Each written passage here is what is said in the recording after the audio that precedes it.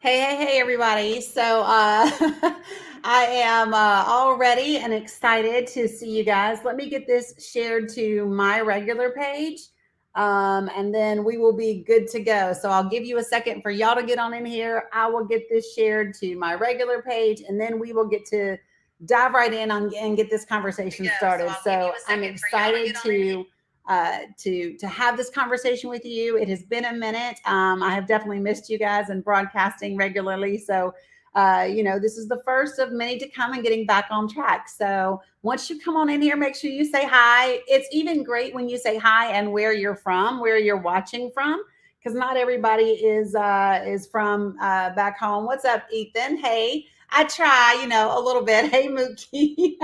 Let me get this shared. I'm having a bit of a moment. Here we go. Got it. So can I just put this over here on my page? So let's see how this goes. Let me see if I can make this happen, guys. Yes. Da da da. We're in. We are in and golden. Perfect. Thank you, Susie. I appreciate it. I appreciate you coming and checking it out and being new to the page. So for those of you guys who don't know me, I am Danny Cook. I am an online independent journalist. I'm also a certified life coach, a little bit of an activist advocate for certain things, and so, I'm all of those things. So make sure that you are following and that you do subscribe so that you can, kind of stay up to date with the things that we're going to be talking about. And tonight I'm going to be talking about, so for those of you guys who don't know, I am from Northeast Tennessee, country girl at heart. and that's where I'm from. And so, hey, Linda. Hey, Sabrina from Marion. That's like right up the way. Midway, Tennessee. Nice. What's that, Rockin' Nana? Hey, Sherry. Are y'all good? Hey, Melanie from Wiley, Texas. Yeah. Okay. So here's the thing. I'm from Northeast Tennessee, and much of what happens there is still of great interest to me. My mom still lives there. I have tons of friends there and family there, and and it's where I grew up. And there's a lot of things that are happening, not just in Tennessee, but across the country from a legislative perspective that are really important to me. And hopefully they're important to you. So let me ask you this. How many of you guys are aware of a joint resolution that Tennessee State Representative Bud Hulsey has filed? Are you guys aware of that? He filed it on the 22nd. So how many of you guys, if you can kind of throw something in the comments and let me know if you're aware of the joint resolution, if you know what it's about, and that sort of thing, because that's the first thing that I want to talk about. Our journey that we're going to take tonight is we're going to talk about this joint resolution that he's filed. We're going to talk about what the members that I spoke with today had to say about it. I can tell you up front, I didn't speak to anyone who was supporting since this morning, Ethan. Okay. So I made approximately, 30 phone calls today. I did get to speak with 6 representatives. Nice, Linda. I got to speak to 6 representatives today and get their take on this resolution, and go from there. I don't know who Hillary is, Doug. I don't know who Hillary is. Oh, you might mean Hulsey. Maybe you mean Hulsey. Maybe. I was like, I'm not talking about Hillary Clinton tonight. What are you talking about? I bet you mean Hulsey. That daggone autocorrect that'll get you. Okay, so let me explain what transpired. And y'all know me. I have the links for you, so that you can look at this information for yourself when the broadcast is done. So here's what happened. The Associated Press did an in-depth article in May of 2021. And this article was around racism and discrimination within the military services across all the branches. Okay. And they cited, so here's the thing. A couple of things that are important to remember is, number one, they interviewed BIPOC servicemen and servicewomen. So when I say BIPOC, I'm talking Black, Indigenous, people of color. That's just like the coverall term. that the acronym that's being used now. So they interviewed different BIPOC servicemen and women who shared their experiences of experiencing, discrimination or racism, whether it was overt or covert or what it was. And then they also made note of the military system, the criminal justice system in the military doesn't really distinguish a lot in terms of hate crimes and discrimination and things like that. So we can get a little bit gray when you figure out, okay, so like, how do you obtain those complaints and how are they classified properly and all of that? Hey, Candy. And so 750 complaints had been made in 2020, specifically around discrimination of some sort or, regarding to your skin tone. But then in addition to that, other people who worked within the military system who maybe aren't serving with like civilian contractors and such, there were hundreds of more complaints. So anyway, the AP did this story. And 3 days ago, Representative Bud Hulsey from the state of Tennessee filed a resolution. And here's what this resolution says. It is a House joint resolution, and it is a resolution relative to the perception of racism and discrimination in the U.S. military. General Assembly statement of intent or position expresses the sense of the General Assembly that May 2021 Associated Press article alleging quote unquote deep-seated racism and quote unquote culture of discrimination in the U.S. military is untrue. So not only is Representative Hulsey asking for the Associated Press to be reprimanded, right? I don't know what happened to the Constitution and freedom of speech and freedom of the press. But he is asking for the Tennessee General Assembly to actually say that no, there's no deep-seated racism or a culture of discrimination in the U.S. military. So my first thing is, well, how would you know? How would you know? That's my first thing, because you're a white man. That's my first thing. So this is another one of those things where you do not get to tell people of color what constitutes racism, what constitutes discrimination. Like who determined? And so this is the piece for me. See if y'all follow me on this, okay? The fact that there's a white man using the system of legislation, right, to pass a resolution telling Black and brown people that what they're experiencing isn't racism, right? You are literally demonstrating systemic racism in that one gesture. My understanding is he was a police officer for 30 some years. I am not aware that he has ever served. I can look real quick, but I am pretty sure. Hold on.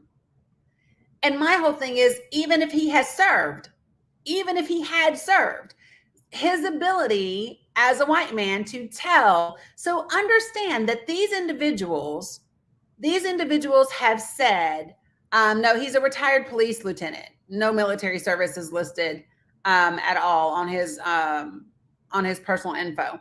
So here's my thing. The idea that you can dictate, these are Black and brown people saying to you, I served or I am serving. This is my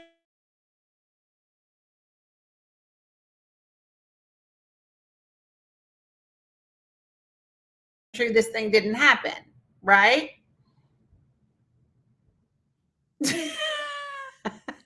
And Mindy, I cannot with you. You said it's ADHD, Twitter, and Facebook. I can't. So does anybody else besides me find this problematic? Share with me your comments. What are your thoughts about him even proposing this resolution? Because let me just say this. The region where he's from, that he represents, has, like a good 20%, 25% poverty rate. To me, there are other issues that he could be addressing that might be more impactful to the people of his community. Maybe focusing on, why so many businesses in his city are leaving. Maybe focus on, I don't know, the medical monopoly that he helped create that has now taken away a bunch of services, right? But no, instead, he's focusing on a national issue, a constitutional issue that has nothing to do with the state of Tennessee or its constituents. Nothing, right? Tim Moore said this is what they used to do in the old Soviet Union and still do in China. Right, trying to censor the press. And that's a problem. That's a problem. So let me just I want to give you the link to the article, right? Not that I want you to read it now. I do want you to read it later for yourself, okay? And to me, this is what's crazy. Out of all the news stories that we've seen in the last year, out of all the news stories that we have seen coming from some far right and far left publications, you want to censor the Associated Press? Like, they are pretty much like the standard. But that's what he attempted to do. And I think there's two pieces to this. One is attempting to reprimand the press. I think that that's a dangerous thing to do. Two, the other part of it that I find concerning is you don't want to address an article on climate change. You don't want to address an article around LGBTQIA issues. You don't want to address an article around any of those things as being untrue. But the idea of racism in the military is untrue. Got it. Just saying. Well, that's an interesting thing, Tyler. So Tyler says, met Bud once in 2015 at a healthcare event in Nashville, and all he said was racist comments about Arabs and those who identify as Muslims. Interesting. I will say this to you. That would not surprise me. While I haven't heard it from Bud, I did hear comments concerning Muslims from other elected officials in the region when I was just there in the last 2 years. So no, he brought forth no data. And so let me tell you what he said. He was interviewed last night by WJHL, local TV station, and I'm going to give you the link to that brief. And I mean, it's literally a very brief snippet. But what he says in this snippet is that there were military families that he had spoken with that were incensed by this article, as they should be. And that's why he still, agrees with having brought forth this resolution. And my question, which I did leave on his voicemail today, was, when you are saying there were military families that were incensed, were they white military families? Were they Black military families? Were they minority military families? Like, who did you talk to? Right?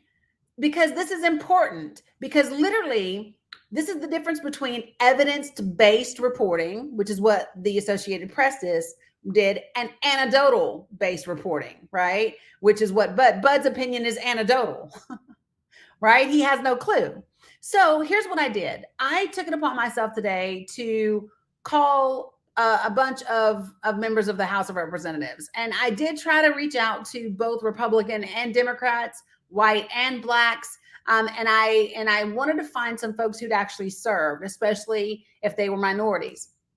And so I did that.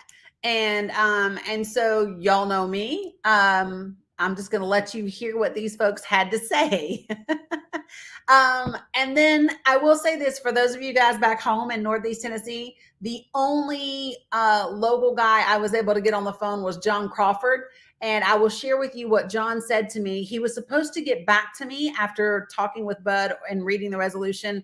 They were going to give me a call back today. They have not given me a call back. I shot John a text around, y'all know me, I'm not going to around it. I'm going to tell you when I sent it. At 6:36 today. And I said, hey, John, it's Danny Cook. I'm following up on our call earlier today. Do you have any additional comments on the HJR 0709 before I broadcast tonight?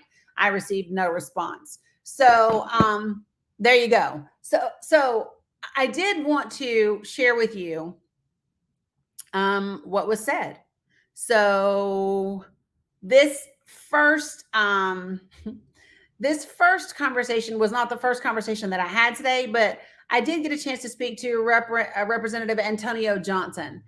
He's a retired Marine, hoorah, and he is Black. So I'm not playing our entire conversation. I am playing a snippet that I believe is relevant to what you guys are hearing. So here we go. See what your position was on the resolution itself, and if it's something that you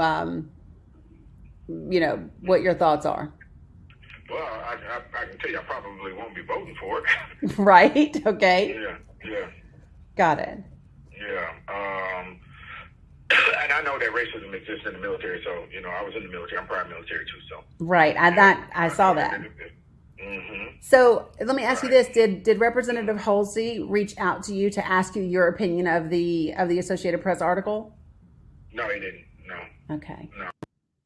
So that was important to me, and I'll tell you why that question was important to me. Because if I'm Representative Bud Hulsey, and I am not a minority, neither have I served, and there's an article in the Associated Press that has interviewed, BIPOC servicemen and women, and they have reviewed hundreds upon hundreds upon hundreds of complaints. And I'm hearing from white military families, what I believe might be white military families, but I'm hearing from military families back home in Northeast Tennessee, where Northeast Tennessee is 95 to 97% white, that, oh, this is not true, right? And I'm going to propose a resolution. Maybe I could reach out to one or two of my colleagues who would have firsthand experience and actually get some feedback from someone who's lived it, breathed it, walked it.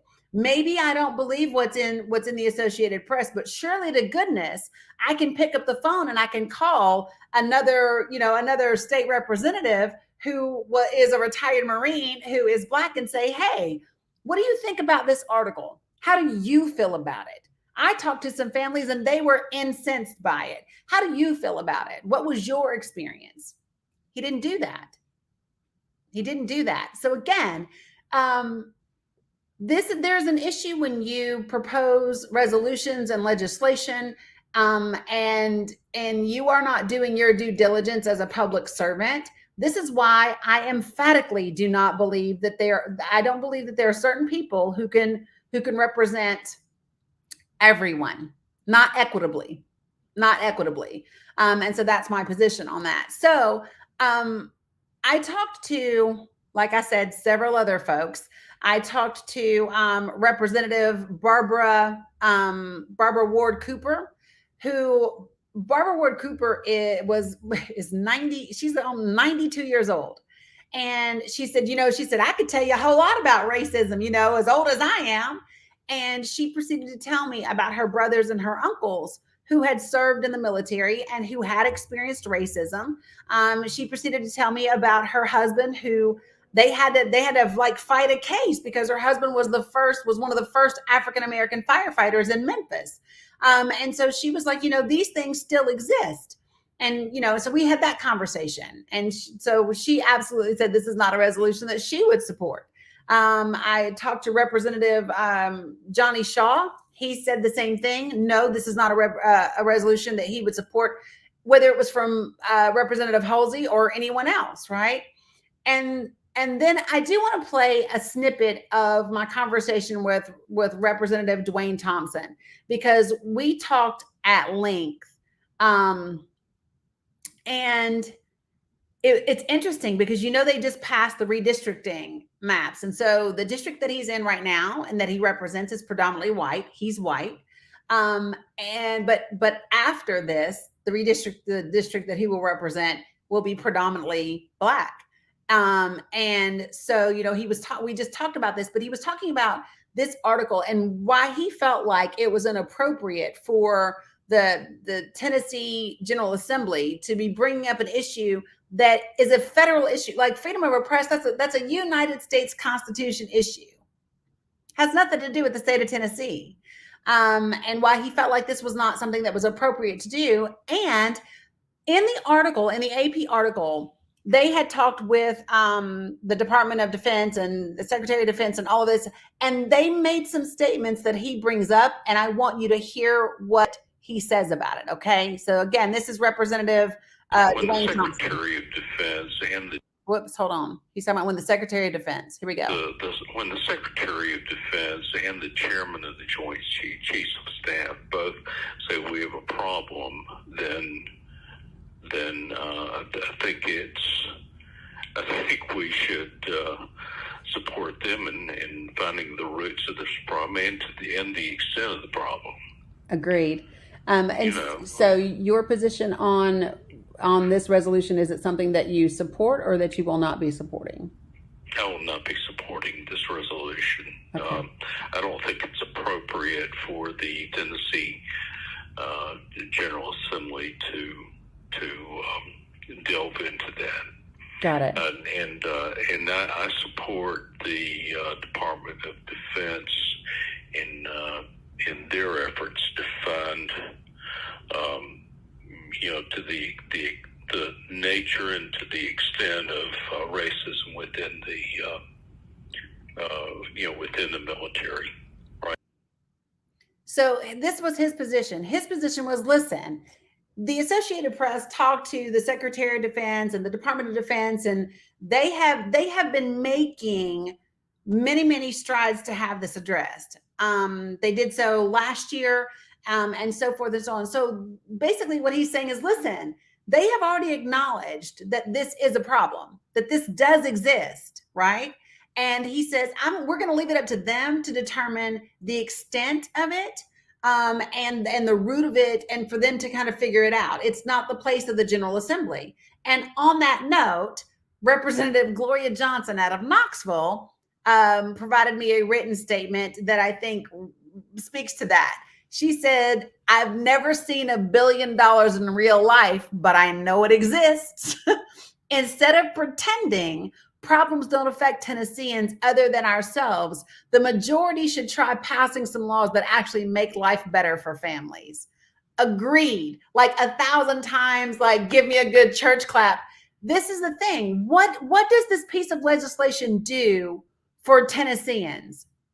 Because what it seems like, what it appears like, is that somebody who knows Bud Hulsey, whose former military, was offended by this article, and because they know him, he was able to pass a resolution or introduce or file a resolution on their behalf because they were incensed. Again, this is demonstrative of when we talk about systemic racism. This is it, because most Black folk, we don't have the ability. Number one, there's not enough of us in positions, in political positions, to get it passed, right? There's not enough of us. We can't just call up our legislators and be like, hey, this article in the press made me mad. I want you to introduce a resolution that says that it's not true, that they're lying. Right? Can we do that? It grabs money from national donors. And do you know what? So let me just tell you guys what this reminds me of. And this is like the second time this has come up for me in the last several weeks. So I talked about this, and I write sometimes for medium.com. And so I had written an article after talking with a, if you have the money, John, right? Well, it's not even just the money though. So listen, if you have the money, you might know somebody, but there's not enough Black people sitting in positions, in political positions, to get a resolution like this passed. Do you think that we could introduce legislation to get critical race theory taught in schools and get it to pass in the state of Tennessee? Hell no. I don't care how rich or how Black you are. There's not enough people to get it passed. And it reminds me of that Lee Atwater interview from 1981. How many of you guys are familiar with the interview that I'm referring to right now? How many of you are familiar with it? Because I had this conversation with a Sullivan County commissioner who's now running for mayor. And she and I were having this conversation around, the issues. And what she had said to me was, yeah, Ethan, I know you are. But what she had said to me was that she didn't want politics to come between our friendship. And I said, well, here's the thing. What you consider to be politics isn't what I consider to be politics. See, so when the politics are impacting my humanity or my rights as a human being, it's no longer just politics, right? That's not what it is. It's not just politics. And she was like, well, I don't, back then, because I asked her some specific things that were said, like in 2019 when Donald Trump refused to even apologize to the Central Park Five after they were exonerated for calling for their death in a full-page ad in the New York Times. And she brought up Joe Biden, and she said, well, that's just like Biden saying if you don't vote for me, you're not black. And I said, well, first of all, it's not the same thing. Second of all, Biden's not invited to the barbecue either. Like he's not he's not our first choice, right? But right, politics are the policies that are made that affect our lives. And that's what I'm saying. I'm not arguing with you about, politics. I'm talking to you about what impacts my lives. And so when it is a statistical fact that my grandson is more likely to die at the hands of a police officer than your son, I have to pay attention to what these politicians say. And so I proceeded to share with her, because she did not know about the Lee Atwater interview. So Lee Atwater, as you all may know, was a really high profile, powerful Republican consultant. And he worked in Ronald Reagan's White House. And he was interviewed in 1981. And after he died, I don't know, Candy, I can see the comments. I don't know if anybody else can or not. But so after he died, people were doubting the words of the reporter that had quoted him. And so the reporter's wife, after the reporter had passed away, actually released the audio tape. Okay. And so here's what he said. He said that that Republicans, that they had been trying to figure out how they could gain the votes of racists without sounding racist. And this is what he said. He said, you start off in 1954 saying nigger, nigger, nigger, because in 1954 you can say it. But by 1968, you can't say nigger anymore. So you have to say things like forced busing and states' rights. He said, and then you get even more abstract and you start talking about taxes, which all sounds very economical. But the reality is that it hurts blacks more than it hurts whites. And I said, so now let me ask you a question. I said, when you were in school, did you ever learn that there were conversations from high power, like people sitting in the White House, about how they could gain the votes of racists? And she said, no. And I said, okay, well, do you think that matters? Should I not? Isn't that part of American history? And why should I be wrong if I want you to learn it? And why, if I want it to be taught in American history classes or civics classes or political science, if I want it to be taught, why is that considered critical race theory instead of just history? And why, if you're passing laws against it being taught and I take a knee in protest, why does that make me somehow wrong? And, she was like, well, you wouldn't be. And I said, oh, so did you support kneeling? No, you didn't, right? These are the things. And so I think what happens, and I want to bridge into this next part, is there is a common misunderstanding in terms of languages. And I really want to talk about this, because what I don't want to do is do broadcasts like this, have everybody be like, oh, well, Bud Hulsey sucks. I might not like the man. Like, I don't know him as a person, so I can't speak to him as a person. What I can, well, I kind of can. And let me tell you why I can. Let me tell you why I can. Yeah, it was a phone call, Ethan. And I wrote the Medium article afterwards about it. But so let me first show you, I want to show you two clips that I think really speak to who Representative Bud Hulsey is and how he thinks about people that are not like him. Okay. So this first clip that I'm going to play for you, he is at a in the state of Tennessee and in the state of Virginia a few years ago. They were trying to create a medical monopoly with the merger of two separate healthcare systems, not hospitals, but systems. And it's through a process called the COPA. And so at one of these hearings in front of the Tennessee Department of Health, Bud Hulsey stands up to give his statement about why he thinks this merger is a good idea. And when he does that, there's a portion of it that I think is really important, because I want you to hear how he talks about people. Okay, here we go. A meeting just recently with hospital folks and stakeholders up in Bristol who are dealing, when I say problem solving, these are the kind of things that we're up against now that we didn't have 40 years ago.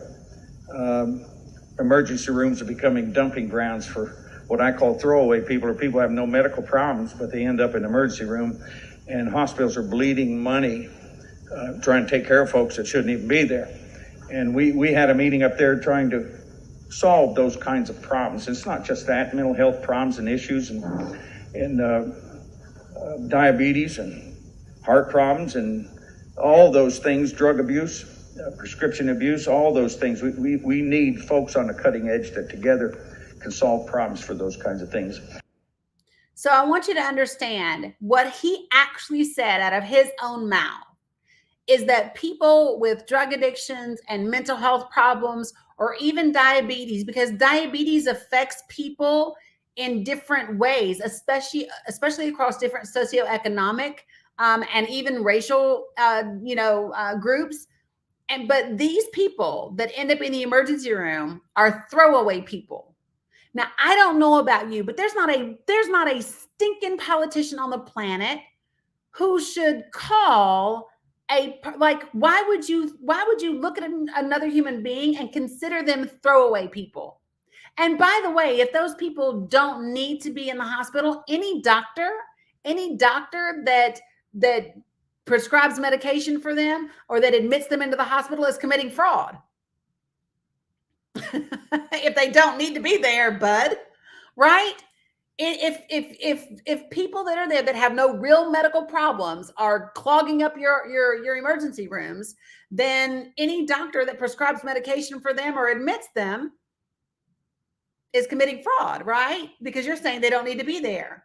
And Ethan, that is my point, right? So to me, any public servant who says, hey, Danye girl, any public servant who says, I call these people throwaway people, nothing else you say after that, I don't hear you. Because what that tells me is that you definitely discriminate against people. You definitely don't consider all people to have basic human rights. Because if you believe that somebody is a throwaway person, then they're not seen as equitable in your eyes. And that's a problem for me. So this second clip, and I'm hoping that I pull the first one because one of these clips is 6 minutes long and I don't want to play the whole thing for you. But it's important that you hear. I'm going to see how much of this I'm going to play. And then there's another clip that's only a minute long that I know I want you to hear before I go into this last part. And here's what I would ask you all to do. Okay.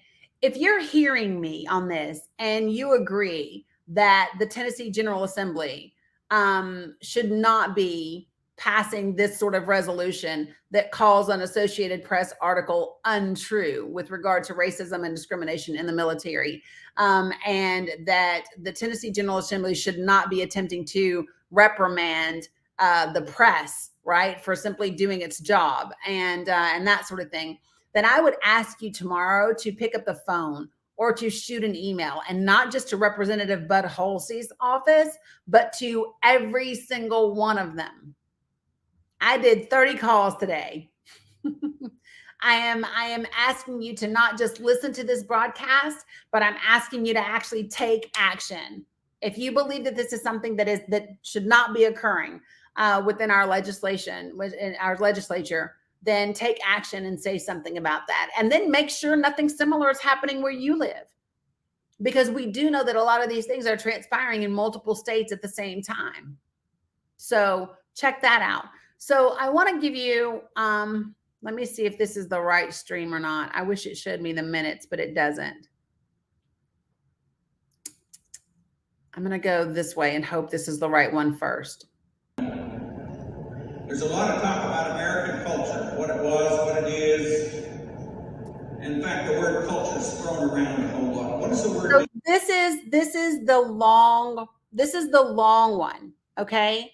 And he talks about American culture. And I'm going to play a little bit of this because I want you to hear what he believes American culture is birthed from and what he thinks other cultures mean, okay?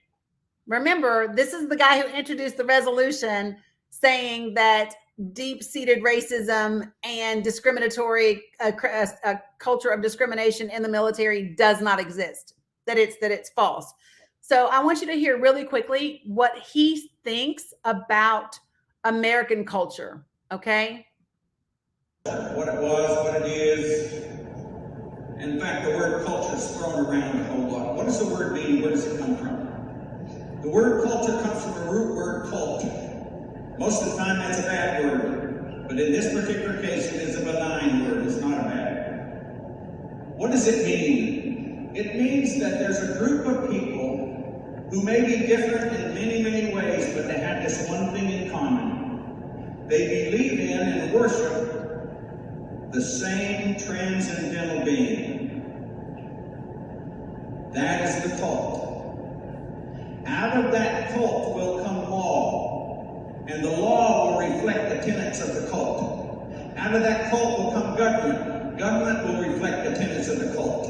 Out of that cult will come education. Education will reflect the tenets of the cult. Out of that cult will come institutions. Those institutions will reflect the tenets of the cult. Out of that cult will come art and music, and those will reflect the tenets of the cult. And that is the culture. Listen. Now you have to ask yourself, what is the cult that is at the center of American culture from the beginning? Well, whether you like it or not, it is the God of the Bible. So this is what he says. He says that the center of American culture is the God of the Bible. And it has been from the beginning. Which, let's just unpack this for a second, right? Because first of all, I disagree. The center of American culture has been defined and created by all of its immigrants. Like, this country did our best to eliminate Native Americans and their culture and their impact on what would become America, right? We are literally created from all the different immigrants from everywhere else. We are a melting pot. Tell me you don't know history without saying you don't know history. Yes, right? So he goes on. So this is what he's talked about, that this is American culture. All right. So that's the first thing that I really want you to take away, is that to him, what he has said is that American culture is at the center of it. Yeah, we don't hear that. So is this cult and this American culture, and he talks about this umbrella of American culture. Okay. He also goes on to talk about what he called hyphenated Americans. And he quotes Theodore Roosevelt, who, when his speech where he says, that I'm not for hyphenated Americans. But what Bud doesn't understand, or what he doesn't seem to be able to convey in this speech, it keeps going, Candy. So let me play a little bit more of it, and then we'll get back to it. So give me a second.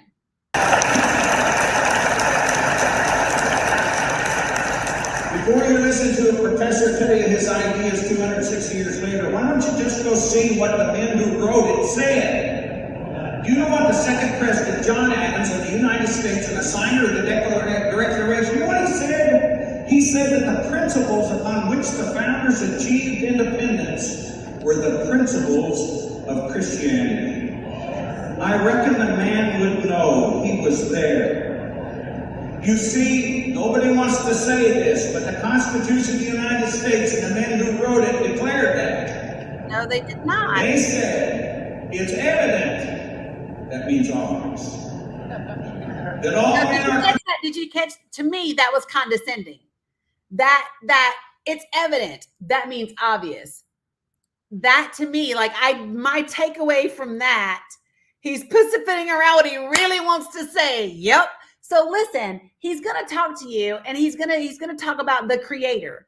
Well, listen, the creator, I hate to tell you this, but the creator, he's talking about John Adams, but the creator, I know people of all types of religions and faiths and spiritual beliefs who refer to their God as the creator, and it ain't the God of the Bible. He literally did miss. Yeah, so let me keep y'all going. Hold on. Created equal, and they are endowed by their creator with certain unalienable rights. Among some of these is the right to life, to liberty, and to property.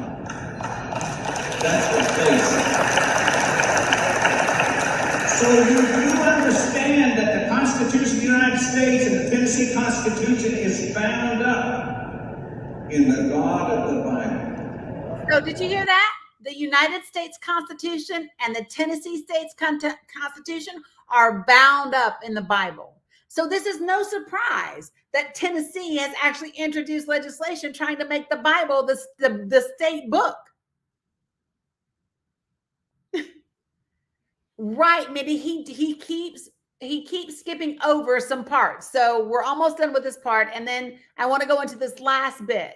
If you look at the roots of American order, all of it goes right straight back to Mount Sinai, every bit of it. Now, here seems to be the plan. The plan was, it didn't matter the ethnic background or race you come out of. When you come to America, and by the way, every one of us has an ethnic background. Every human being has an ethnic background. You have an ethnic background, I have an ethnic background. I'm half Scotch and half Irish. All that means, I suppose, that half of me wants to get drunk and the other half don't want to pay for it. You hear him talking about Irish. Everybody has an ethnic background. The program was, no matter the ethnic background you have, when you come to this country, you did two things. You stood underneath the umbrella called the culture of the United States, with your feet firmly planted on the Constitution of the United States. So listen to what he said.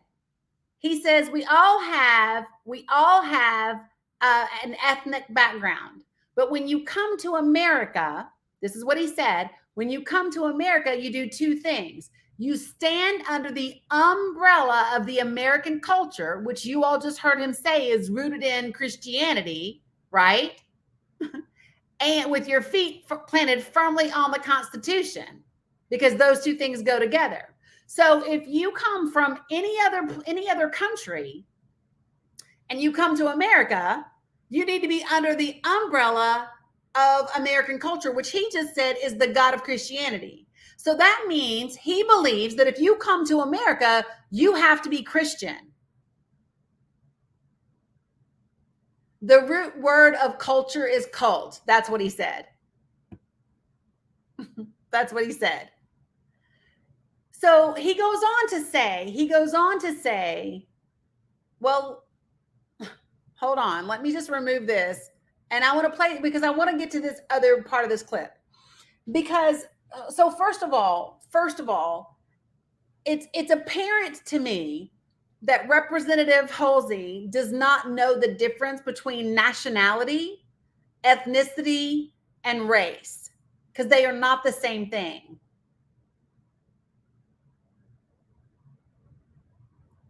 Right, Michelle. She said, no, the culture, the root of culture is to care in Latin.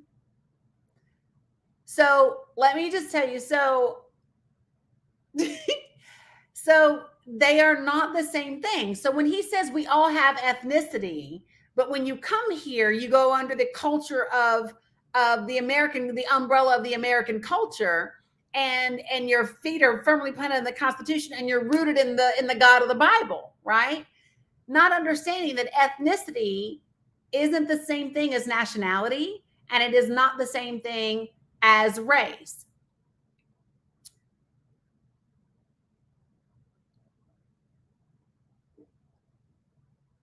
Did the closed caption did? Oh, that's funny. So he goes on to talk about multiculturalism, and this is the part that I really want you to hear. Thank you, guys. See, this is why I love this. I am so hopeful that there are people that are watching that really are discovering and learning some things, right? So, and by the way, so the tenets of Christianity are the tenets of many different religions and faiths, not just Christianity. And they were very, very clear that the Constitution is not based on Christianity. Like, period. What's the Ethan, if you find it, put the link up to the treaty that you just put in there. So let me keep going, because I want you to hear this last clip, and then I want to provide some additional information and some clarity for people. Because what irritates me about this is that he's standing in a church when he gives this speech. Let me just go. I'm going to give you all the link to the whole thing. He doesn't speak the whole time. The first part of it, he actually explains the process of a bill, which is very, very good. But by the time he gets around that 10-minute mark, about halfway through, he goes all the way down this racial path. And I'm going to give you the link to it right now. I'm putting it in the comments so that you have that. And I want you to hear this last piece that he says right here.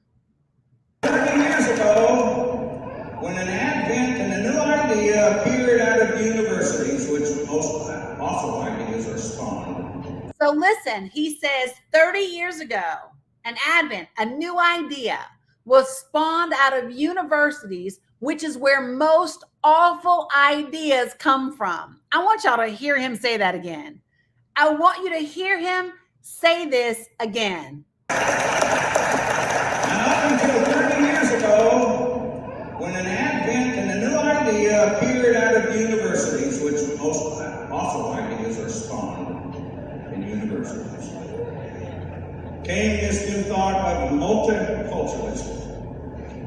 And what multiculturalism said is, hey, all you Mexicans under the umbrella, you come out over here to group by yourself. You lead that culture, and you do the Hispanic culture thing. So listen to what he said. Remember, he wants everybody standing under the umbrella of American culture.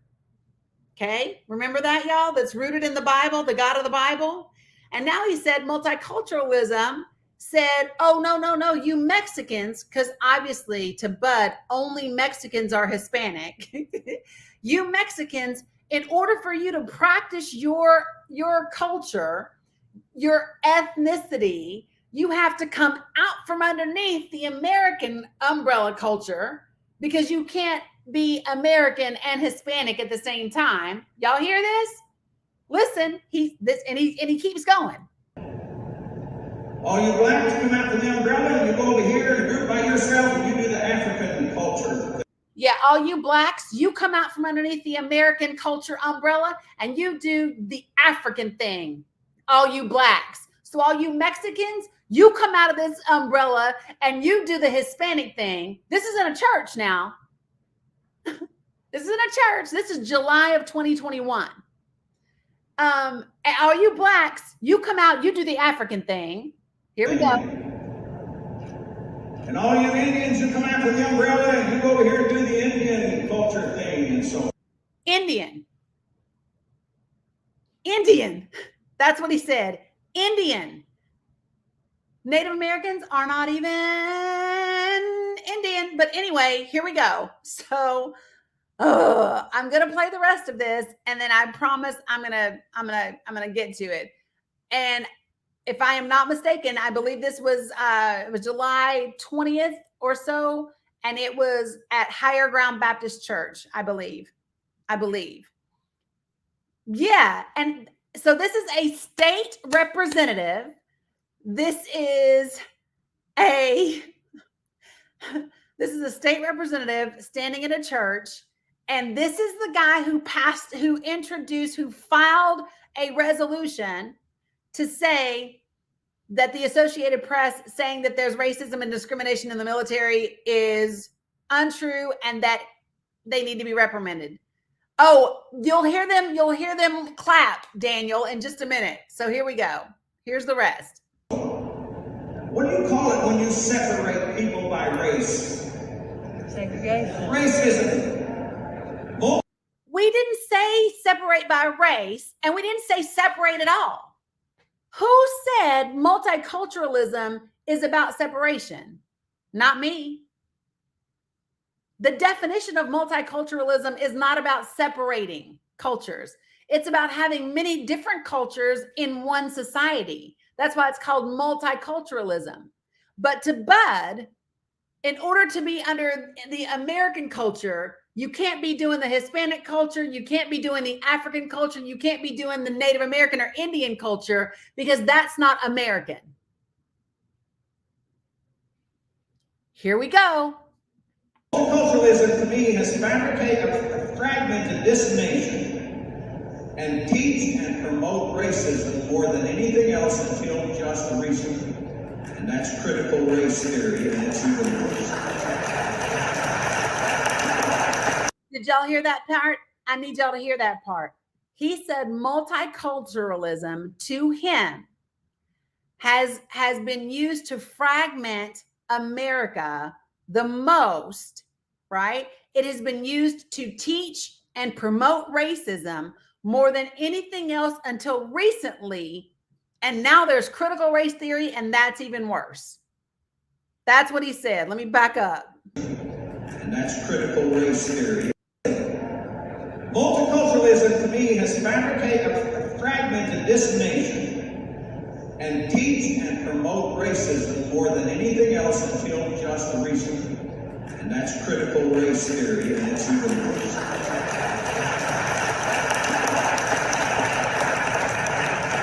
Now, I had to say all that to say this, and then I'm done. So now he goes on to talk about when his parents got COVID. I agree, Teresa. I believe the applause is sickening. And it's when I play and I listen to that talk, Bud Hulsey will say, I believe that his opinion is that nothing he said just now was racist. And my point is simply this. We need to start to understand the definitions and the terminology that we use. Okay. So first, let me educate. Okay. Race.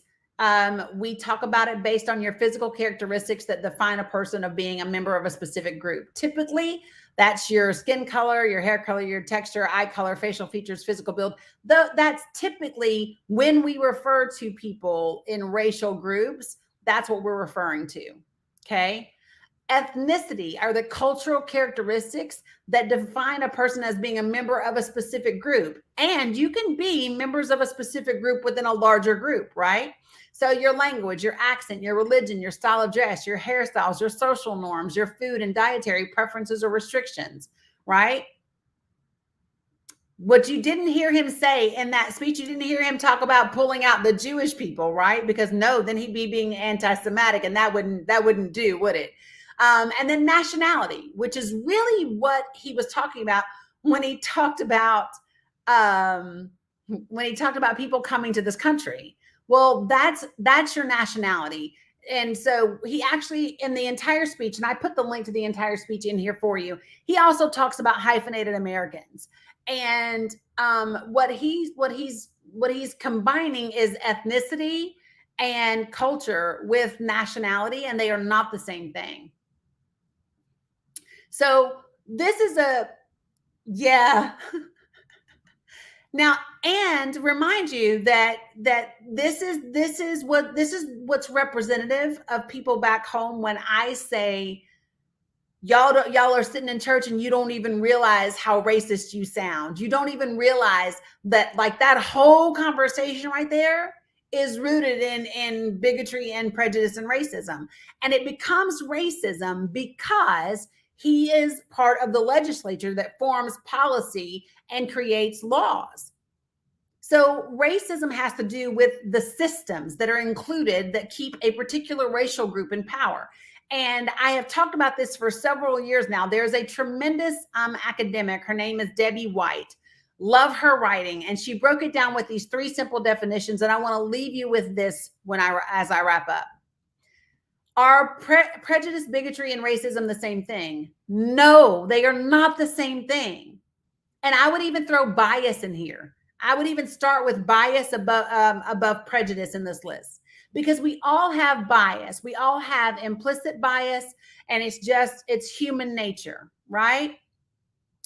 Then prejudice. So we all have prejudice, by the way. We negatively prejudge another person in a group before we get to know anything about them. You can prejudge and have prejudice against somebody just because not only of their race or their ethnicity, or their religion, but also, like, there are people who negatively prejudge blonde-haired people or red-haired people, right? Or, people because of whatever they drive or however they dress, right? Anyone can be prejudiced, and all of us are to some degree, okay? Here's where you graduate and it gets a little bit different. Bigotry. Bigotry is stronger than prejudice. It's a more severe mindset, and it is often accompanied by discriminatory behavior. It's arrogant, it's mean-spirited, looks a little bit like what we just watched in that video, in my opinion. But it requires neither systems nor power to engage in. Anybody can be a bigot, right? Anybody can be a bigot. But then you graduate. Racism is the system that allows the racial group that's already in power to retain power.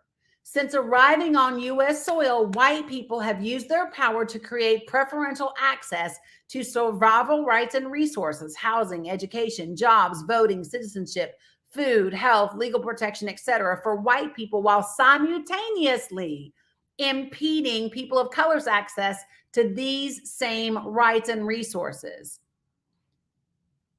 So this is what, right, also, Almani, those are all bigoted, those are all ways that people can be bigoted.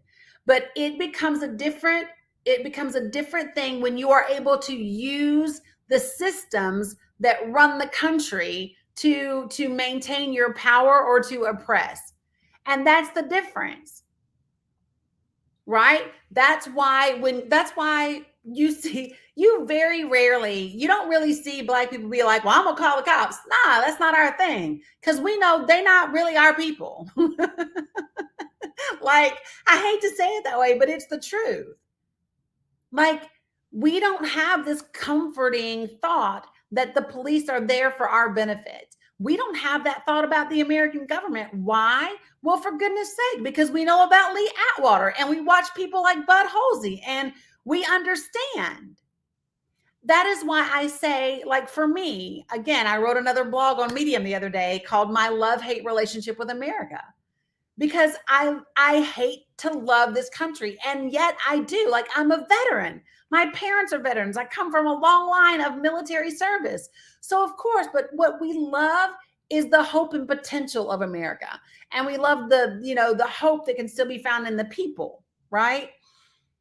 My thing is this: when you see someone using their position of power, like Representative Hulsey is doing, to introduce a resolution like this that has nothing to do with the health and well-being of the families and people in Tennessee, what's the objective? What do you get? What do you get in saying it's untrue that racism and discrimination exist in the military? What do you gain from that?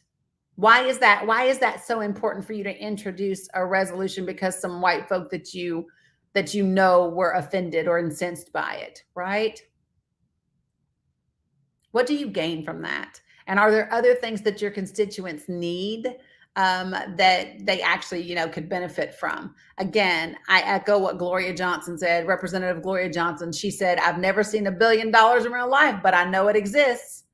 Instead of pretending problems don't affect Tennesseans other than ourselves, the majority should try passing some laws that actually make life better for other people.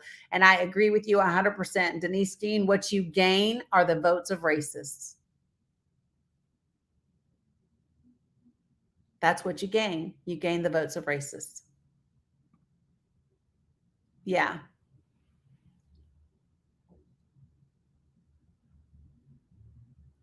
Right. He doesn't know the true meaning of racism, and most people don't. And so he gets away with misusing it and intertwining different things. Yeah.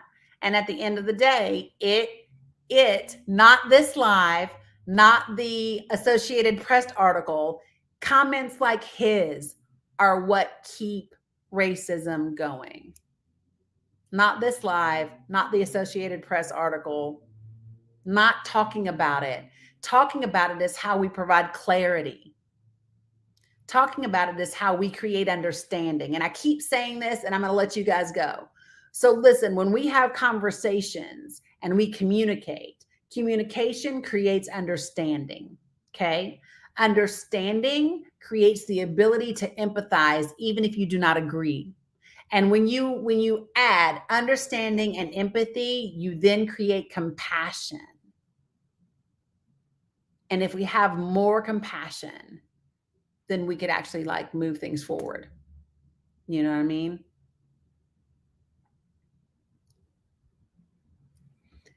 Yeah, Tim Moore agreed. Agreed, very much so. And it is possible that he does know. I agree with you, Daniel. It is possible that he does know, and he's simply playing to his supporters. The truth is, we don't know. What I do know is that the statements that he is making are factually incorrect. And it is sad to see that coming from someone in his position in front of his constituents. And then just add on top of that, doing it standing in a church. So anyway, that is all I have for you guys for tonight. Hopefully you enjoyed and benefited from this broadcast. Like I said, if you believe that House Joint Resolution 0709 is not something that should be occurring, please make your voices known.